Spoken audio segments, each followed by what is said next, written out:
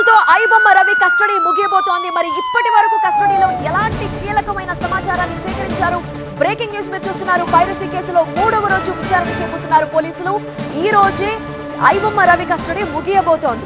నిన్న పైరసీ విషయంలో నోరు విప్పాడు ఐబొమ్మ రవి. సాంకేతిక వివరాలతో పాటు దేశ విదేశాల్లో ఐబొమ్మ రవికున్న ఏజెంట్ల గురించి వివరాలు ఆరా తీశారు అధికారులు. పైరసీ గుట్టు బయటపడినా విదేశీ పౌరసత్వం ఉండటంతో తప్పించుకోవచ్చు అనే ధీమాతో ఉన్నట్లుగా తెలుస్తోంది. 6 ఏళ్లుగా తనని పోలీసులు పట్టుకోలేకపోవడంతో నెట్వర్క్ ని విస్తరించానని రవి చెప్పాడు. పోలీసులు ఎదుట పశ్చాత్తాపం వ్యక్తం చేశాడు ఐబొమ్మ రవి. జైలు నుంచి బయటకొచ్చాక పైరసీ వైపు వెళ్లనని ప్రాధేయపడ్డాడు రవి. ఇవాళ సాయంత్రంతో రవి కస్టడీ ముగిపోతోంది. అనంతరం కోర్టులో ప్రవేశపెట్టబోతున్నారు ఐబొమ్మ రవిని పోలీసులు.